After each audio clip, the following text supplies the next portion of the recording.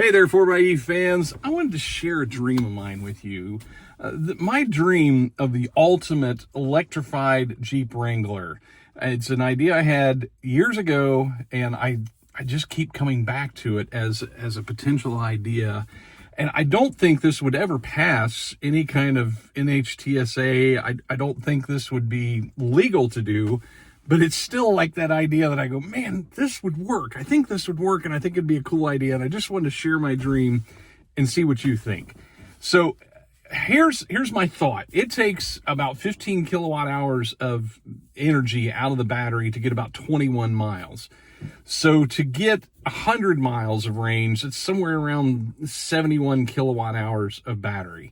So let's say you put a 90 kilowatt hour battery in a Jeep Wrangler and got 115 or 120 miles. I'm trying to do the math in my head, and I can't math and talk at the same time. But anyway, you get the idea. That's a realistic size for a battery. I mean, there's I think the Cybertruck has a 100 kilowatt hour battery. I think the Hummer EV has a 200 kilowatt hour battery, and it's like double the voltage. But so getting up in that 70 to 90 range isn't unrealistic. However, because of the inefficiency of the Jeep Wrangler, you're not getting as much range out of that same amount of energy that you get in those other vehicles.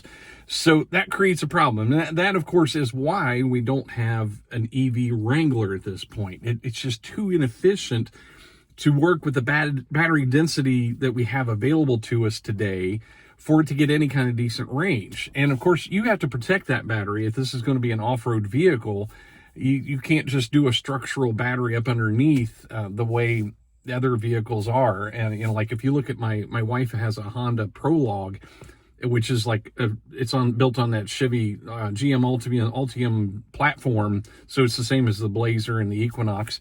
But if you look up underneath, that whole bottom end of the vehicle, it's just that structural area where the battery is up above that.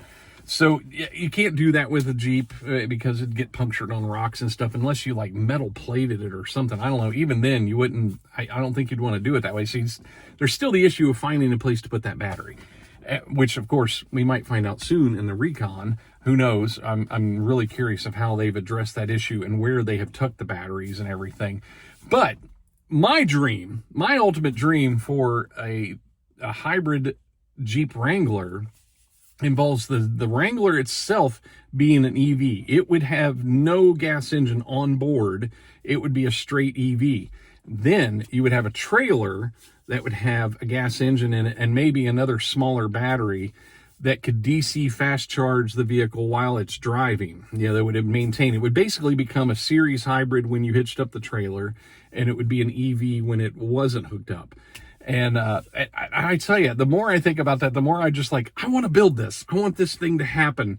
And, I wouldn't care if the vehicle only had, I drove an EV. I had a smart electric drive for like 4 years and only got like 60 miles of range.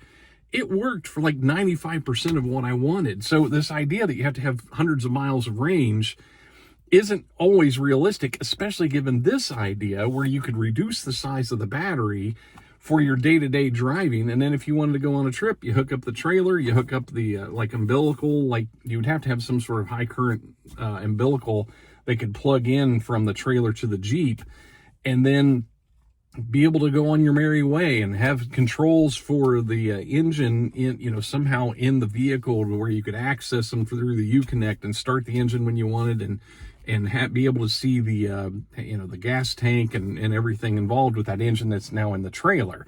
So I just wanted to share that.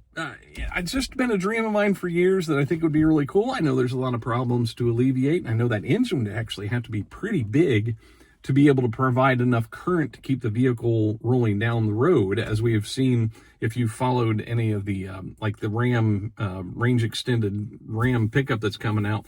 It still has a sizable engine because you still have to generate that much power. It's not like you could just throw a little Honda generator in there and run a charger off of it and be able to continue to go down the road on the highway. You still have to produce newtons. You still have to produce that energy in some way, shape, or form. And it doesn't matter if it's providing propulsion or just providing electrical energy. It still has to be a big enough engine to provide enough current to be able to do that. So there's my dream. You can crap on it if you want. It's just something I've thought of for a long time, that, and I don't know how marketable that is, because I don't know how many people, one, would want to deal with a trailer, and two, would have a place to store a trailer. And so there's issues with the idea. So I don't think it's marketable in any way, shape, or form, but could it be built and could it be done? I'm kind of curious if there's any experts that are subscribed to this channel that would want to chime in on that. Like, could something like that be achieved, given the technology we have today? Thanks for watching. Take care.